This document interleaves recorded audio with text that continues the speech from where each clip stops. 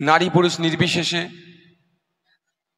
ছাত্র যুব যারা এসেছেন তাদেরকেও ধন্যবাদ জানাই।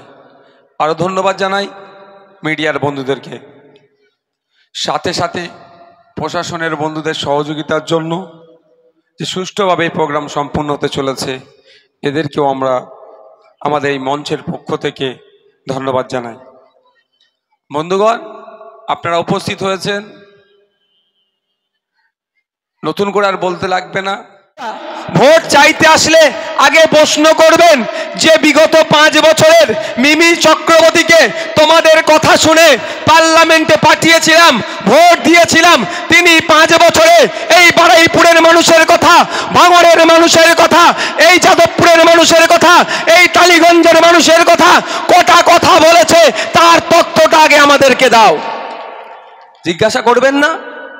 কারণ যারা 5 বছর আগে মিমি চক্রবর্তীর হয়ে ভোট চেয়েছে তারা আবার এখন সায়নী ঘোষের হয়ে ভোট চাইতে আসছে, তাহলে তাদেরকে আগে জিজ্ঞাসা করতে হবে, বাবু তোমরাই তো মিমি চক্রবর্তীর হয়ে ভোটটা চাইলে, ভোটটা দিলাম, কিন্তু আমি পেয়ারা বিক্রেতা, আমি পেয়ারা চাষি, তাহলে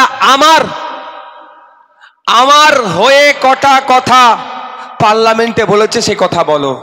আমি চাষি, আমার হয়ে কি কি কথা বলেছে পার্লামেন্টে সেটা জবাব দাও।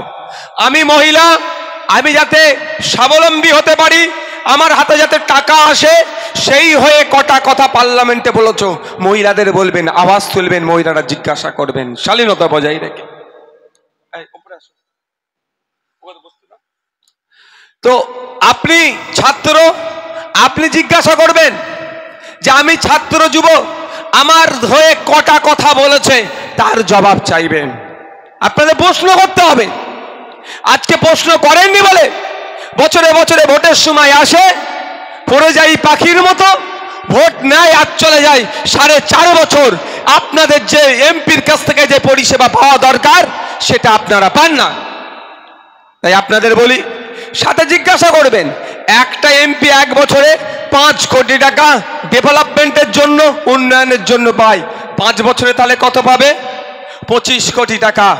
এদেরকে জিজ্ঞাসা করুন, এই লাস্ট 5 বছরে এমপি মহাশয়া 25 কোটি টাকা কোথায় কিভাবে খরচ করেছে তার তথ্যটা একটু আগে দাও, তারপরে 1 তারিখে আমাদের কাছ থেকে ভোটটা তোমরা নেবে।